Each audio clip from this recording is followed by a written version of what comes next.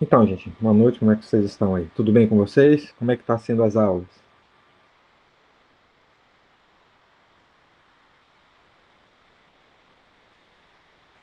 Oi,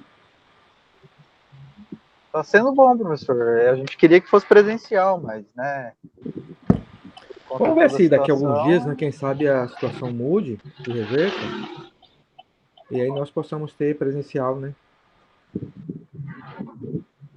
mas E, queira ou não, a gente acaba acostumando, sabe? sim, acostuma, né? Diz que a gente acostuma até com coisa ruim, né? É,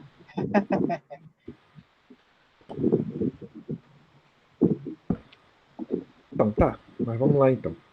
Então, segundo o nosso plano, né, hoje estaremos começando, seria,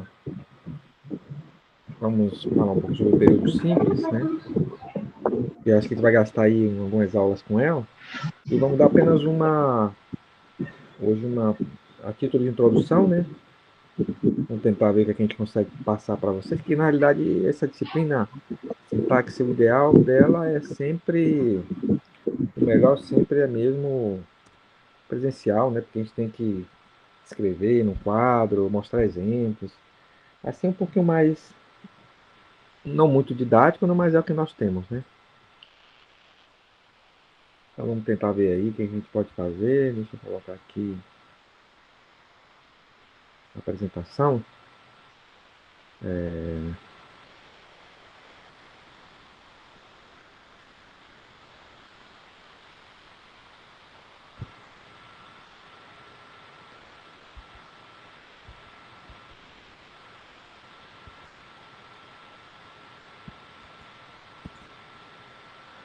Vamos colocar para apresentar então.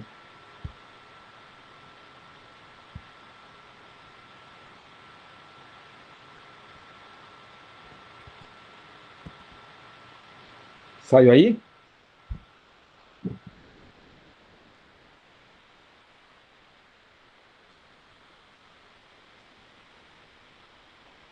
E a Camila vai aparecer ou não?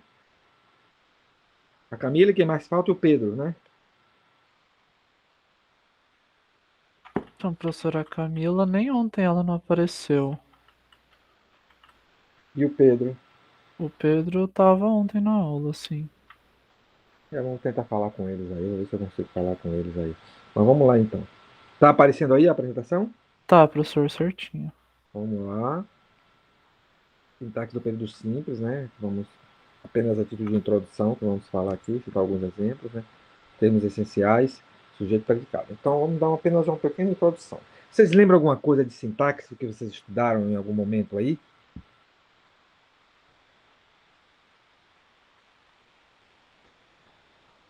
Vocês lembram algo? Professor, pior que eu não lembro, não. Hum,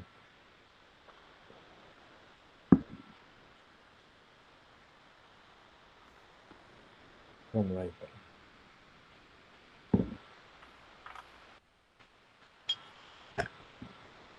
Então vamos lá. O sujeito. Vou fazer uma pergunta a vocês. O que é um sujeito em uma oração? É quem tá falando a frase? Normalmente aquele que fala, aquele que atua, aquele que sofre a ação, o sujeito, o Sim, elemento sim. principal, né? Uhum. O que é um verbo, por exemplo? É a ação É a ação, exatamente. Que é a ação feita pelo ou sujeito. sofrida pelo sujeito. É, isso. Então, exatamente. Então, basicamente, o sujeito é a pessoa de quem se fala, né? Seria mais ou menos isso aí. Hum. Veja essa tirinha aí, a Mafalda. Não dá. Por mais que a professora explique, eu não entendo esse negócio de sujeito e predicado. É fácil, Miguelito. Se eu digo, por exemplo, esse lixo enfeia a rua, qual é o sujeito? O cara fala, prefeito. No caso aí, qual que seria o li dessa frase?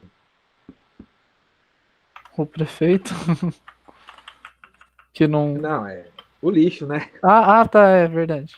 Por exemplo, Ela quer na frase, mas o indivíduo entendeu, claro, quem sujou o prefeito, o culpado é o prefeito, mas no caso, é assim, que às vezes o sujeito a gente se usa de uma maneira, né, no caso assim, técnica, mas a gente também usa de uma maneira depreciativa, né? Costuma usar, falamos Uhum. assim, esse sujeito, não é?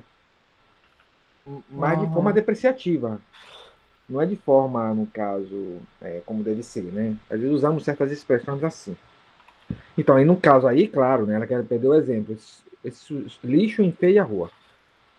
O sujeito, no caso, é o lixo, que é a pessoa de quem se fala é o lixo, né? Aí depois vem o que Uhum. é o verbo predicado, e vem outras coisas aí. Mas o sujeito na oração é o lixo, né? O verbo que é enfeiar, né? Então aí vem, aí com o pronominal, como tem verbal, tem todas essas coisas, a gente vai ver isso aí, né? Então, só para ter um exemplo. Ó, sujeito é o termo com o qual o verbo da oração concorda em número e pessoa, certo? Existe,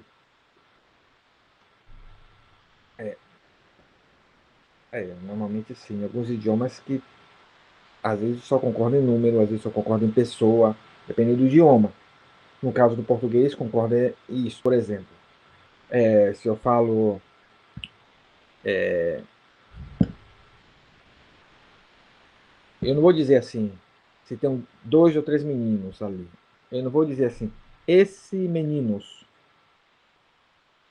canta, ou esse meninos, né, canta. Então tem que tudo concordar. Se o sujeito está no singular, né, e é masculino, por exemplo, o verbo também vai, o número vai concordar. O número e gênero, o verbo vai concordar em número e pessoa, né, da oração. Então, o sujeito é essa questão. Então, o sujeito vai ser masculino, feminino, singular ou plural. Não é isso? O verbo vai ser, vai concordar também com esse, de acordo com as conjugações. É lógico que às vezes as conjugações de um verbo, às vezes, dependendo do verbo, uma serve para duas pessoas e tal. Mas, no geral, o verbo, assim, por exemplo, se eu falo, o menino canta, está no singular. Canta está no singular, menino está no singular. Se eu falar, os meninos cantam. Então, você vê que o menino está no plural, o verbo também está no plural. Concordado. Né? Então, não vou fazer diferença se eu falar as meninas cantam, os meninos cantam. O verbo, no caso, vai servir para os dois, masculino e feminino, no caso do plural. Né? Então, vai depender de cada contexto. Mas, no geral, é isso aí.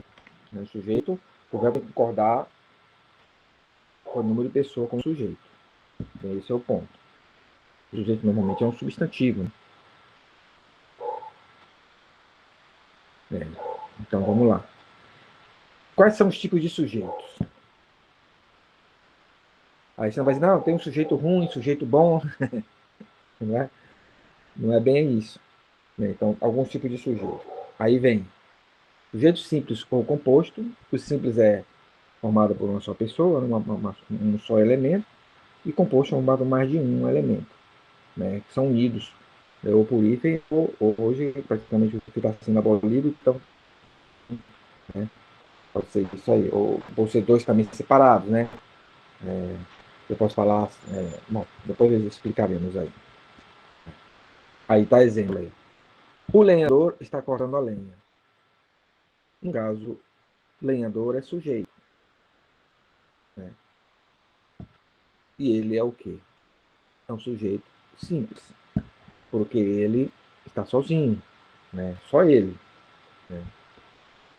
Então, temos aqui o número, né? Que é o lenhador. Então, nosso o número, né?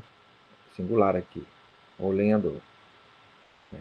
Então, está cortando, que é o verbo, lenha, né? Que é o complemento. Né? Então, aqui vemos aí na questão o sujeito simples aí. Aí, os alunos do terceiro ano prestarão o vestibular. E também é simples porque os alunos, apesar de estar no plural, mas está uma só palavra, está no plural. Eduardo e Mônica foram ao cinema. Eduardo e Mônica, no caso, é composto, porque é composto por dois sujeitos, né? O verbo for, né? Tá como são dois, então está no plural. Os alunos do terceiro ano prestarão também, alunos prestarão, não, alunos prestarão, os alunos. Então veja aí, dá para notar aí a diferença, então vemos aí. Tem essa tirinha aqui, não, tá vendo, não dá para ver direito, mas vamos tentar ler aqui. Melhor ir logo ao banco. Disseram que alguns cheques meus voltaram. Seria muitos? Aí tá aí, um monte de cheque aí voltando lá do cara. Né? Só uma tirinha. Sujeito oculto ou indeterminado. Aí está. Então, oculto, né, não aparece o sujeito ali em si, mas está implícito, né? Indeterminado que não sabe qual que é o sujeito. Então vamos ver alguns exemplos aqui. Ó, o sujeito oculto pode ser identificado pela flexão número pessoa do verbo. Por exemplo, trouxe um presente para a garota. Então,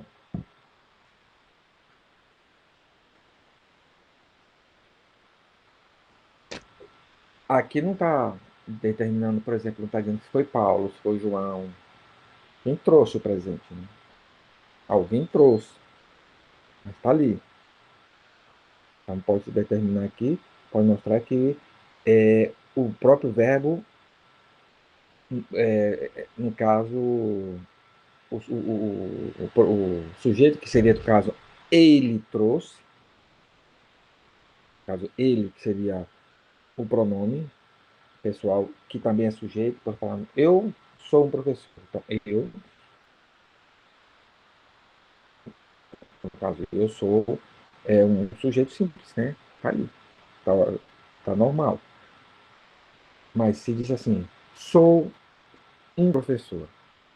Então, o verbo está conjugado de tal forma que ele está como se o pronome estivesse presente. Algumas línguas, como por exemplo o espanhol, utiliza muito isso aí, que chama de sujeito oculto, que chama de sujeito tácito. Então, é muito comum usar somente o verbo com a conjugação e não precisa repetir o pronome, escrever o pronome, porque o próprio verbo conjugado, né, conjugado, no caso, na pessoa e no número tal. Por exemplo, ele trouxe. Então, terceira pessoa singular, masculino, no caso. Ou podia ser ela trouxe também.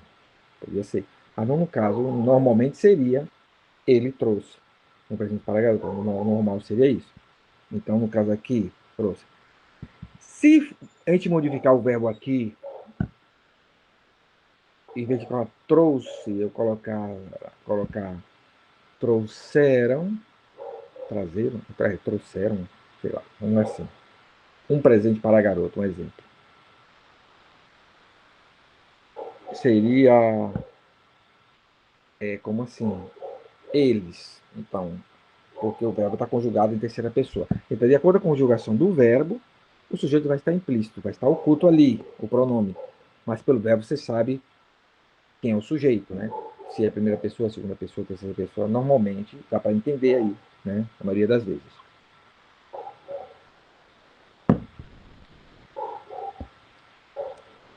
Sujeito indeterminado ocorre quando não é possível identificar um referente explícito na oração ou no contexto do enunciado para a flexão verbal. Então, o oculto você consegue determinar, mas o sujeito indeterminado não. Por exemplo, vamos pegar aqui uns exemplos aqui anterior.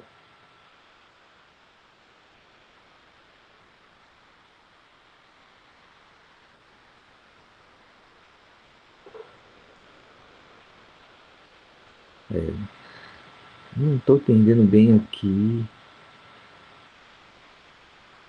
Aqui essa frase não dá para ler direito. Não dá para ter como. Mas também a gente vai ter exemplo mais na frente.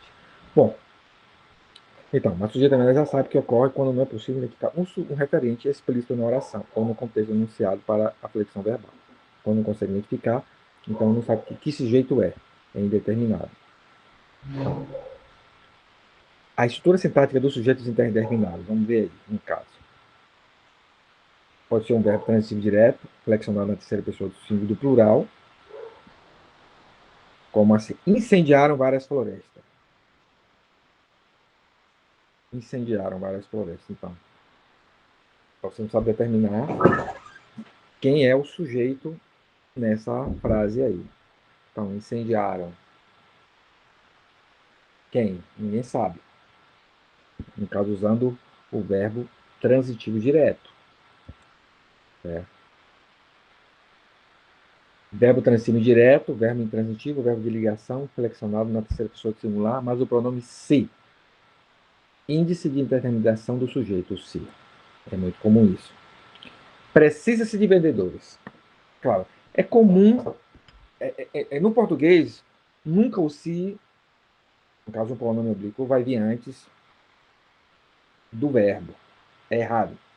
Costumamos falar e às vezes costumamos escrever também, mas gramaticalmente é incorreto, sintaticamente é incorreto. Por exemplo, quando a gente fala assim, é muito comum você falar assim para uma pessoa, te amo. Cara, a frase completa seria eu te amo, mas aí você não fala o eu, fala te amo. Em português, está errado. Você em espanhol está correto. É muito comum o espanhol usar isso. E se pronuncia assim, te amo, ou te quiero, em espanhol. Mas em português, eu não posso usar isso. Por exemplo, aqui, precisa-se de vendedores. Eu não posso dizer se precisa de vendedores. Em português é errado demais.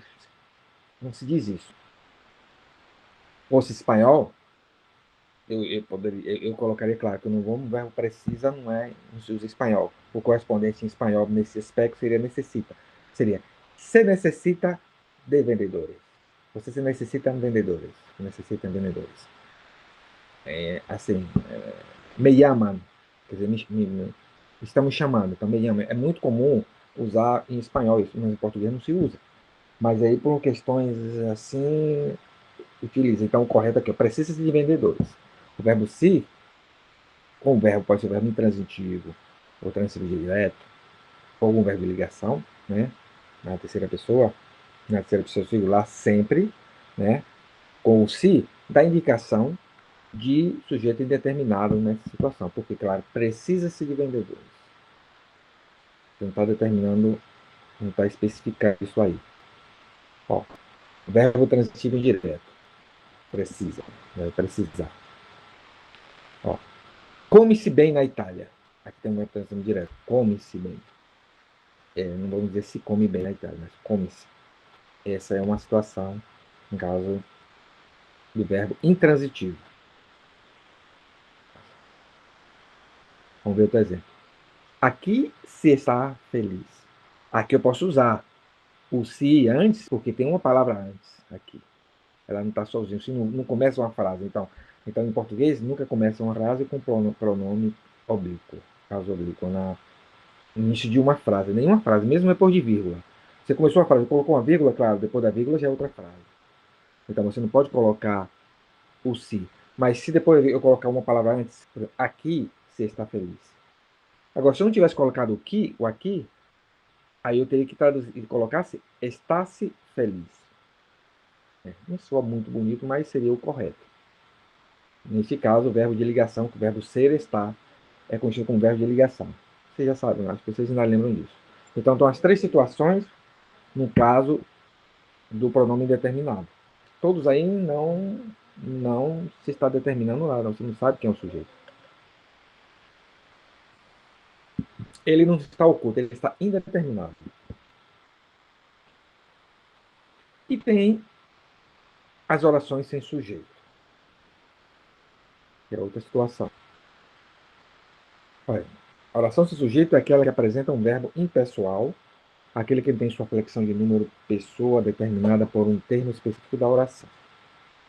Né? A impessoalidade verbal é marcada pela terceira pessoa do singular, então sempre essa é a situação. Principais contextos para a inexistência de sujeito em orações. Verbos que indicam o fenômeno da natureza, Exemplo, chover, anoitecer, nevar, amanhecer, etc. Chove muito na região centro-oeste. Então aí não tem sujeito. Por quê? Cadê o sujeito? Eu não posso dizer assim, por exemplo, eu chove, ele chove, né? Porque não tem como conjugar isso. Anoitecer, eu anoiteço, tu anoitece, como pessoa, não tem como. Eu nevo, tu nevas, eu amanheço, tu amanheces. Nesse caso, não tem sujeito aí na oração.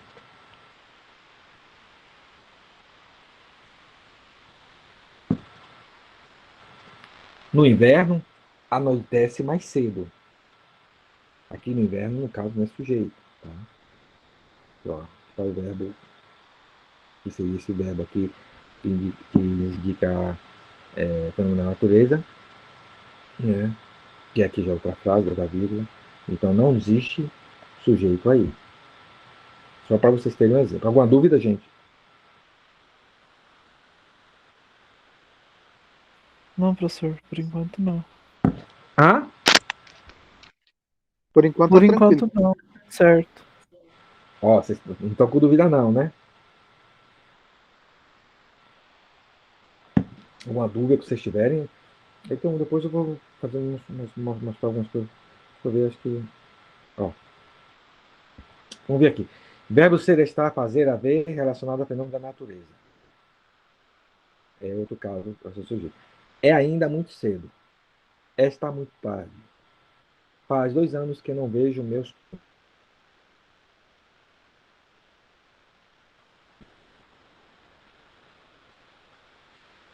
Há séculos que esperamos uma solução para um problema da falta de saneamento. Caso particular do verbo ser. É 1 hora da tarde. São 2 horas da tarde. Apesar de ser orações sem sujeito, a concordância precisa ser realizada.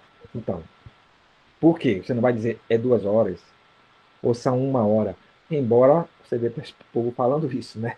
Na rua. Na rua costuma o pessoal falar dessa forma, né? E conversa tanto que às vezes ninguém se nota, né? Mas numa conversa realmente, quando conversar uma forma mais formal, se a pessoa no meio culto, né? Você nunca vai falar isso. É 2 horas. Então, apesar de não ter sujeito, né? Aqui tem que concordar, né? No caso aí, né? Verbo haver usado no sentido de existir. Há muitos políticos que só pensam em enriquecer. Então existe, você pode colocar aqui o A está no sentido de existir, né? Outro exemplo. Houve sérios casos de dengue hemorrágica em alguns estados recentemente. Então houve um caso também com a função de existir. Então, a mesma coisa. Então era inicialmente, né? Só uma pequena repasso para vocês aí, para vocês relembrar um pouquinho isso aí, né? Não seria muita coisa, a gente não vamos alongar até 9 e tanta, porque nós já começamos um pouco tarde, né? Seria bom que na próxima semana começasse mesmo às 8, né? Ou 8h05, 8h10 máximo, né? Ficar muito tarde pra gente, né? Então aqui vai sair umas 9 e tanta da. Então, esses princípios, esses sintaxes dos períodos simples, inicialmente, né?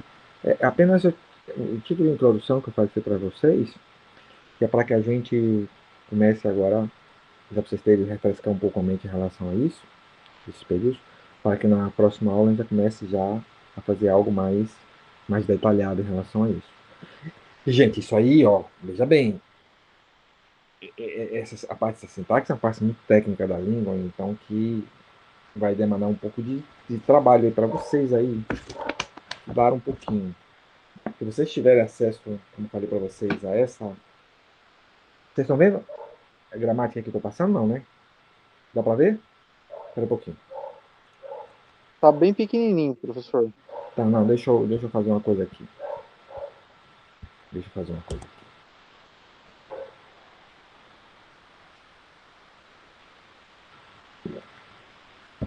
Bom, vou parar a apresentação daquilo ali. Ó, Opa, melhor.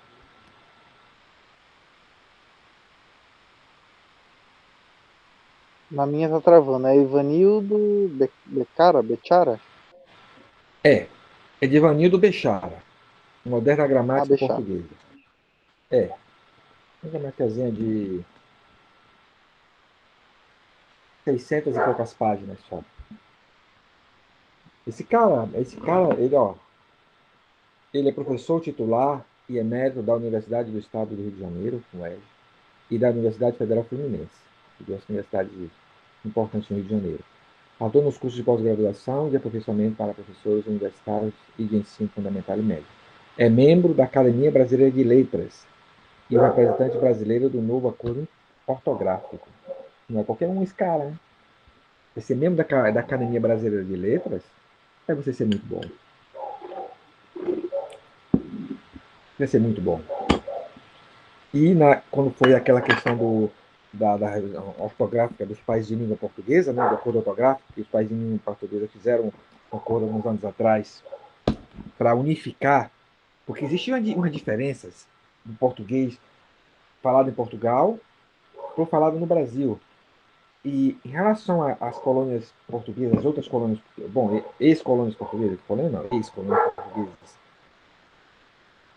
entre elas e Portugal, diferença ortográfica praticamente não havia. Agora, do Brasil, sim. O Brasil houve uma modificação tremenda. Uns anos atrás, eu me lembro assim.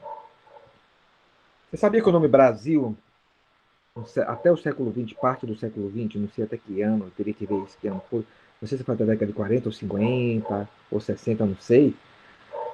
Brasil se escrevia com Z, como no inglês, né? De outras línguas. Com Z o Brasil, porque na realidade é com Z que era escrito o Brasil. Né? Depois mudou para S. Aí o espanhol também. Eu não sei se o espanhol na época. Não, o espanhol não. Eu acho que era com S. É, com S. O espanhol acho que escrevia com S. Não tenho certeza, não. Uns anos atrás tem que dar uma olhada. Mas o português, na época, houve a modificação aqui no Brasil, escrevia com Z. Portugal também modificou, né? Houve uma modificação também na ortografia. Mas antes escrevia com Z. Por quê? Alguns amantes falam que a palavra Brasil, na realidade,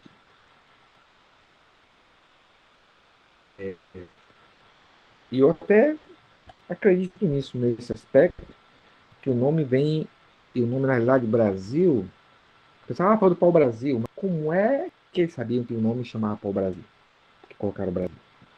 Na realidade, Brasil, o nome Brasil é de origem hebraico, que vem de Barzel, que quer dizer ferro, né? Aí tem um indivíduo lá na Bíblia que chama Barzilai, né? Um dos textos de Moisés, né? Que foi que trabalhou em artigos de ferro, essas coisas para a construção dos utensílios do templo, né? Do templo não, do tabernáculo. O nome significa Barzilai, que vem de Barzel, que quer dizer ferro. Então, como o hebraico é mais, ele é consonantal, ele não tem vogais, então as principais letras é o B, né? O Z, né? O L, no caso, que é Beit, Zayin e Lamed. Beit, não, Beit, Resh, que é o R, né? Zai e Lamed. E as outras letras são vogais, que são acrescentadas. Então, daí o nome Brasil vem de Barzel. Então, é isso aqui. Então, depois houve a unificação, trocaram o Z pelo S. Já que tinha o mesmo som, que no português as letras S pode ter som de S, de Z, de C cedilha, pode ser assim. Assim como o X também tem som de X, o CH, de KS, de Z, né? Então, com as letras tem vários sons, né, fonéticos. Aí modificou para S, mas em inglês continua com Z. No Brasil com Z, em alemão também com Z. Aí divide essas origens aí. Então, mas aí, até aí tudo bem, que também em Portugal também se ajustou, mas algumas letras, como por exemplo o PH, que se escrevia com F, Era o F, era pronunciado com PH, palavras com PH. Então, farmácia, você vê nos escritos antigos, farmácia é escrito com PH, não é com F. Depois eles foram simplificando, então, a escritura. Até aí também houve modificação. Mas algumas palavras, como por exemplo, a palavra fato, um fato, né, em português, do Brasil. Em português de Portugal não se diz fato, se diz facto, com C. E os países de língua, e os outros países ex-colônia portuguesa também se escreve como em Portugal, facto. Em vez de ato, se fala acto, muito parecido com o espanhol. Só que o espanhol se fala que tem acto e tem hechos. Então, o acto é uma coisa, hechos é outra. Se escreve porque são funções diferentes, mas existem essas palavras. Então, quer dizer, no Brasil ficou ato, ficou fato. Então, e foi essa indicação. Em questão de vocabulário também, algumas preferências, como o uso de certas palavras em português de Portugal, que no Brasil usa outra, e até porque também existem palavras de origem indígenas, que foi incorporado ao português, começou a utilizar, palavra de origem africana, né? Também se utilizou, palavra de origem espanhola também temos no meio, palavra de origem italiana temos no meio, palavra de origem francesa temos, palavra de alemã, palavra de origem hebraica, temos palavra de origem árabe, e hoje muitíssimas palavras de origem inglesa. É o que mais tem, né? Então, essas foram. É isso. Esse indivíduo, quando foi para essa reunião, representando o Brasil, é uma tentativa de que os países de língua espanhola e de língua portuguesa unificassem nessa questão da ortografia, que existia uma variação grande. Não sei se vocês ouviram um tempo atrás que estava uma polêmica, porque vieram pessoas trabalhar no Brasil, desses lugares de língua portuguesa, país de língua portuguesa. Adivinha o que tiveram que fazer? Vocês estão me ouvindo, né? Sim, professor. Você Sim, sabe, sim. você sabe o que eles tiveram que fazer aqui? Esse Hum. pessoal que está com seus títulos? Por uma lei que tem no Brasil, uma lei, sei lá. Eles, com o título dele em português, exigiram desse pessoal para trabalhar aqui uma tradução juramentada. Vocês acreditam? Tava uma briga por causa disso. Pensei, mas é o mesmo idioma, então não, porque a lei fala que qualquer documento de língua estranha de outro país tem que ser ter uma tradução juramentada, mas é português. Ah, mas tem uma diferença. Então, os advogados aqui do Brasil também tem que ter uma tradução juramentada. Aqueles advogados juízes fazem aquelas petições, aquelas coisas, com as palavras que estiram lá do fundo do baú, que ninguém entende o que eles colocam. Né? Então, houve essa polêmica. Pensa, né?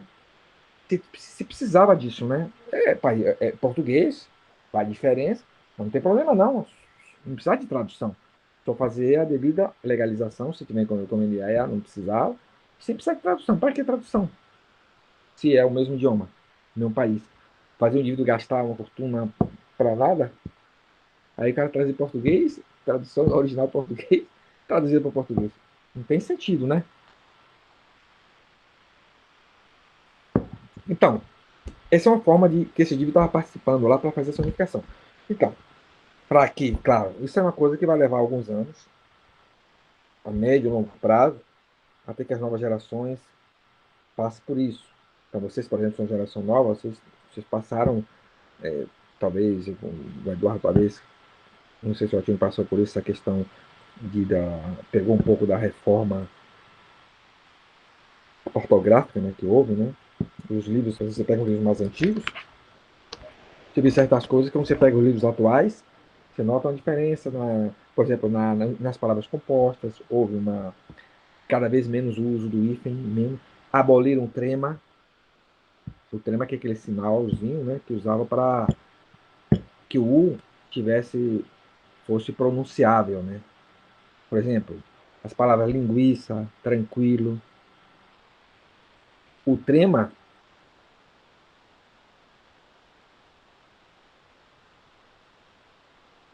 era usado para isso. Sem um trema,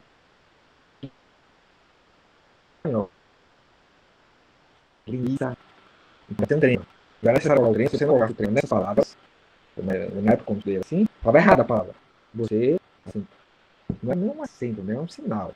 Não é assim. Apenas um sinal, só se colocava no U quando estava junto com o I. Né? Então, era essa a questão. Era que o, você, quando você coloca o QU no I, por exemplo, assim, nessa situação, você não, não fala o U. Então, por exemplo, como é que se escreve quilo? Vamos, gente, responda-me. Como é que se escreve quilo? Com Q-U. Q de Hum. queijo, U-I-L-O. Então, U é pronunciável? Não. Por quê? O Q e U é considerado o quê? Na morfologia, na fonética. Considerado um dígrafo, não é? São duas palavras. Hum. Não, não é dígrafo. Dígrafo são duas consoantes. Eu até esqueci como é que o termo é exato. Ok, não importa. Então, você vê que se não fala quilo, você fala quilo. Uhum. Ó, com português é complicado. Então, a palavra tranquilo é, para não se não pronunciar tranquilo, em espanhol se pronuncia assim. Em espanhol é falado tranquilo.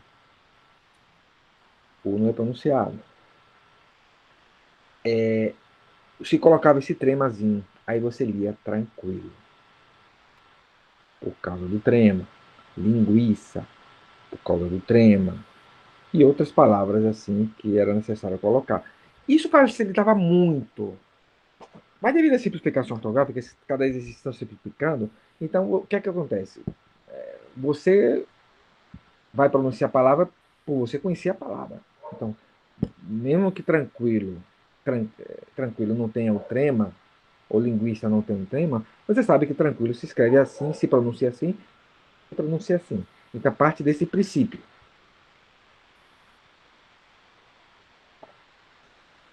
Tá entendendo?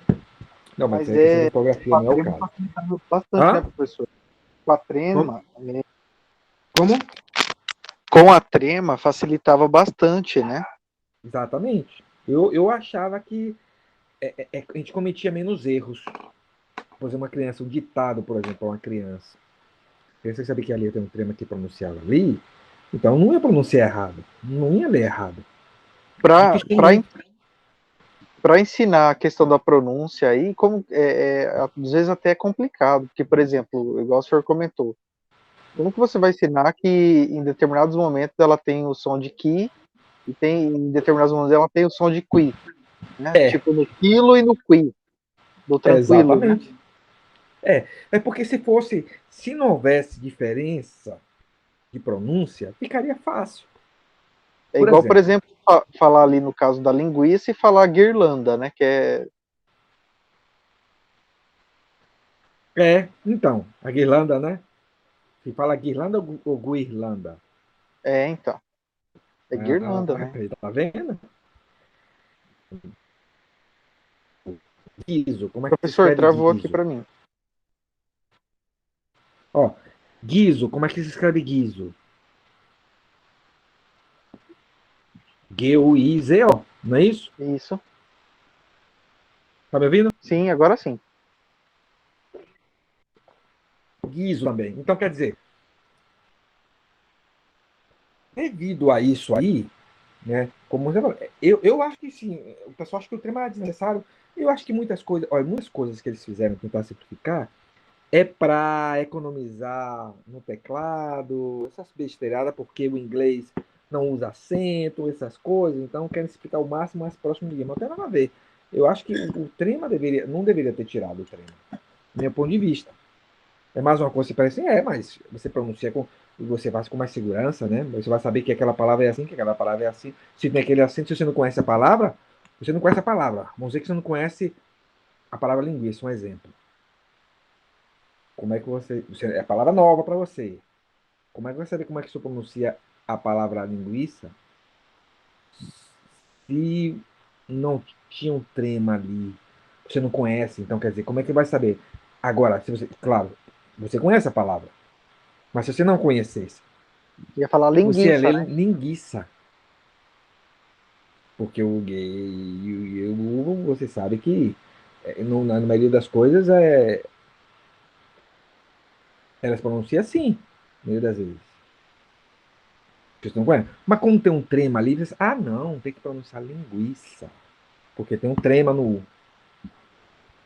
Então isso aí ajudava bastante. E o espanhol não tem essa dificuldade, porque o espanhol é uma língua mais enxuta nesse aspecto fonético. Tem menos fonemas do que o português, isso talvez dificulte um pouco em algumas coisas, mas no geral, para você ler e escrever, facilita muito. Porque, por exemplo, um S não tem som de Z, tem som só de S mesmo. O C tem som de C, o Z tem som de Z, só que não precisa Z em espanhol. Não existe fonema Z. Esse fonema não tem. Assim como também em espanhol não existe fonema X, assim, tem que falar X. Tipo, shampoo, não tem esse fonema em espanhol. Claro, porque da língua estrangeira, do inglês, a pessoa, eles vão ler shampoo. Mas no espanhol mesmo, o SH, muita gente, muitos deles, quando estavam lá na Espanha, não pronunciava shampoo, pronunciava shampoo. Shampoo. Porque não existe fonema X em espanhol.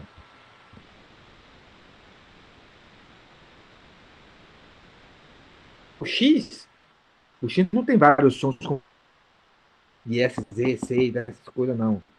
O X é um som de KS, é só isso.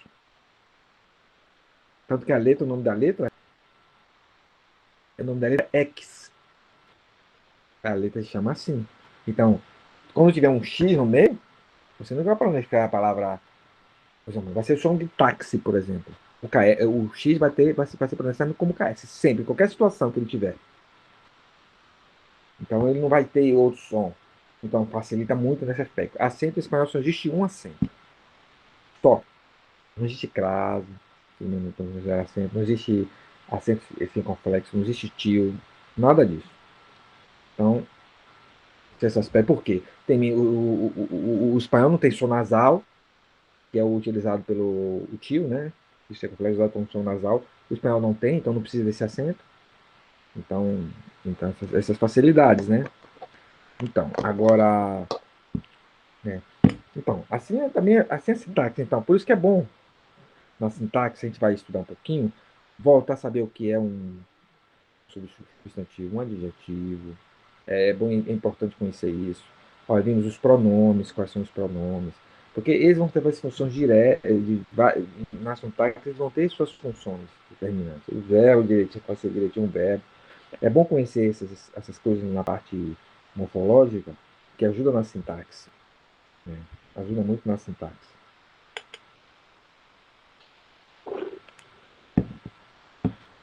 Então, algum comentário, gente? Tudo tranquilo, professor. Tá. Eu vou assim, né? Hoje a gente não vai muito tempo aula, porque já começamos tarde, né, a aula, né? A gente vai. Eu vou ver se eu vou conseguir um vídeo a mais sobre o tema, e vou colocar aí no portal para vocês, além da aula de hoje, né? Vou colocar na sua aula mais um vídeo extra que eu vou colocar, né? Para vocês terem um material a mais. E avisa a Camila Maravilha, e o Pedro. Hã? maravilha. Tá. E avisa a Camila e o Pedro para eles participarem da aula, para eles assistirem às aulas, porque agora vai começar a aumentar a questão das aulas, né? Vai ter mais. Começar a aumentar os conteúdos agora, a partir da semana que vem, os menos introdutórios, tá mais tranquilo. Mas a partir da semana que vem vai ter mais conteúdo pra gente dar pra vocês aí. Beleza, então? Beleza, professor. Pode deixar que a gente passa para ele. Beleza, então, gente. Valeu, uma boa noite pra vocês, né? Boa noite, professor. Boa noite, professor. Obrigado pela participação, tá bom? Uhum. Mas participe mais da próxima vez, né, gente? Vocês participando, tô participando muito pouco, hein? Então é isso, gente. Uma boa noite, tá? Boa noite. Boa noite.